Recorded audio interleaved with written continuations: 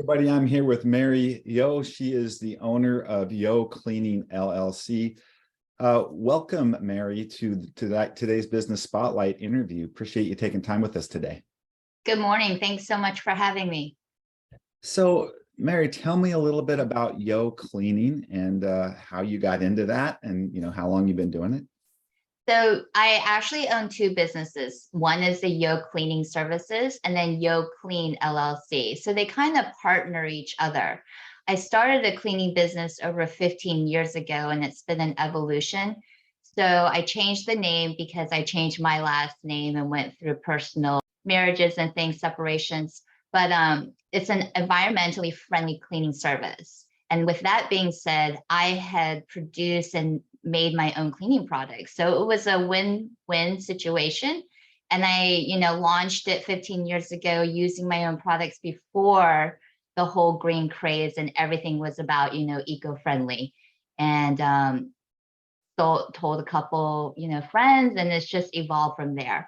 And then 2 years ago, I launched the Yoo Clean product line because all of my clients were asking, how do I get your products when you're not here? I want to clean my house in between. And so that was during the pandemic, the Yoo Clean, when I launched it. And who knew that that was going to happen in the shutdown? So my goal when I started was to launch it through farmers markets, get personal and direct contact with everybody. Of course, that didn't happen. So I had to reevaluate and started a whole website and doing the social media, whatever I could do financially that was not so expensive during COVID. Excellent. Did COVID, obviously it changed the way you're planning to go to market with your product, but was there any silver linings within the COVID thing that helped you? I think it allowed me to slow down and really process, who I was marketing to, who my clientele was, who was I going to focus, my energy on. And so it really did make me have to reassess what I was going to do in the whole process of the business. Well, mentioning who you're going to focus on, your kind of your best customer, your target audience, who is that? Who do you serve? Who's your target? So I would say it's really the health conscious, and COVID really helped me because people were home and they were doing their own research and they were trying to figure out how can I better my life in this, world of craziness. So with that being said, it's people who are wanting to learn more about what's important in your health, in your environment, and how everything is a whole package, it's all circular. So it's what you consume, but it's also what you use in your daily environment that's going to be beneficial to you. Yeah, there's so many things these days. Kids seem like majority of them have ADHD and all these other things, and you got to wonder what in the environment has caused that, right? Right. As we've progressed. So yeah. So Mary, what's been the biggest issue or challenge you've had to overcome? So I think when I first started off, this is a passion of mine, and I started making my own products because of my own health issues, which I suffered from migraines. Talking to my doctor with 3 young kids, I couldn't continue being on the medicine because that was more debilitating than the migraine itself. And as a single mom, I was like, my kids are running wild and I'm passed out more or less. So I had to figure out, we did a journaling, and it was the products that I was using. It was, the cleansers, the cleaning products, the fragrances and air sprays. So once I discovered what was triggering my migraines, I had to figure out what can I do to alleviate and help me and my family. So I did a lot of research and created a cleaning product that's effective and healthy. And it's just gone from there. And then when I quit my job teaching, that was during the whole time when they weren't hiring need teachers. I was working in private school, and I was like, oh, I'll just get a job in a public school system. Nope, they weren't hiring. So then, I had to figure out, what am I going to do? So I launched the cleaning business. And from that, I would say the biggest thing in the product line was it was a passion. I just wanted to get it out there. I didn't really consider all of the costs that are into making a product and launching it into the marketplace. Mhm. So, and I was trying to price it where it was more feasible for people. And in the end, I was losing money. So I did that for a year, and then I had to readdress and really crunch down on the numbers. Yeah, that financial mastery and understanding every aspect of that, and really what the total cost is and what your margin per product is and your overall margin, that's so important to know. Yes. And And that's the number one thing, which I didn't even consider. I just wanted to get it out into the world and share what I love and what's healthy and what's effective. yeah. Well, a lot of times with a product, people think markup, right? Oh, well, if Right. it costs me, $10 to make and I can sell it for 20, I'm making 100% profit, but Right. really not, there's a lot of Yeah. other things, right? That Yes. are more than the markup. So, well, what's been your biggest learning since you've been a business owner? The biggest learning I would say is I think as much as you can plan, there's always things that's going to pop up that you weren't expecting. Because I'm such a planner, I think, and I have these goals, and I've learned that it's okay. It's okay if you have to steer a different way, and it's okay if you don't achieve these things that my mind's thinking that I can achieve. So Mhm. I'm just learning to take baby steps.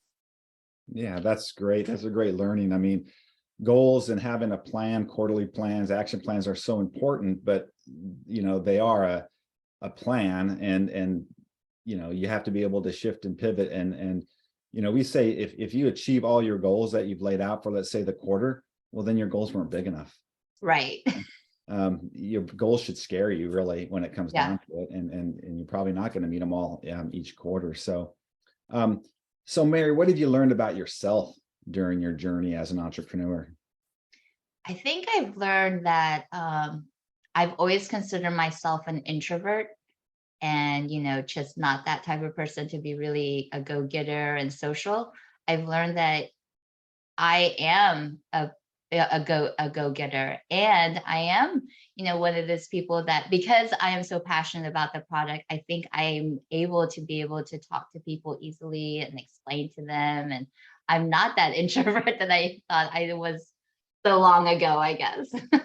Yeah, I mean, I can just tell the excitement you have from talking about it, because it is a passion. When you're passionate about something, you're just excited because you want to share that, and it does Yes. come across. Absolutely.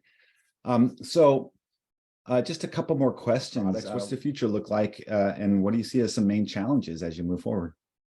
So the future is the cleaning services.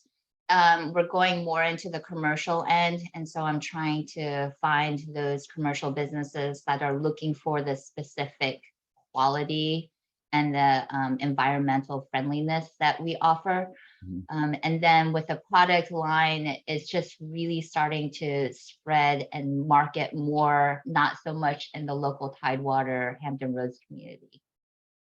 Excellent. And so what do you see as some of the challenges with that?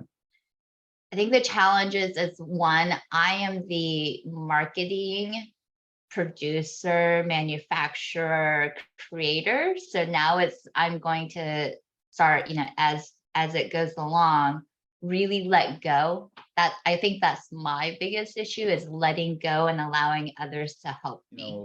Delegation for business owners is a hard thing. Yeah. Because usually, especially if you're developing something, you developed a product, you developed it from the ground up. It's like your baby, and it's like you don't want to let any of that go. But yeah, to grow and scale, you definitely have to. Yes. Well, what advice would you give anyone thinking of going into business? My advice would be just really follow your heart, follow your passion, but then also know your numbers. Great, great advice right there. Well, do you have any offers or any messages you want to put out in the newsletter? I guess it would be like, you can be healthy and choose options of eco-friendly, all natural cleaning products, and it's not overwhelming and it's not overly expensive. and in the long run, it's healthier for you and your family and your home. So much of everything that we use, our skin is our largest organ, which is the fastest way to get toxins and chemicals introduced into your body. So if you can start eliminating those products that contain those harmful chemicals, you're going to start feeling healthier, more energized. And that's what I offer in my product line. And then, if you own a business and have and you have employees, if you use a service that's environmentally friendly and they use products that are healthier, your employees will benefit from that too. Yeah, absolutely. That's a great point, because I know you can get your products on your website. Is there Yeah. any other place else where they can get new cleaning products? So on our website, we also have a link of where all the locations we're going to be for pop-ups and markets, but we also market on Facebook and Instagram. So, Mary, that wraps up the interview. Nice job. Thank you so much for taking time with us today. Thank you. Appreciate it.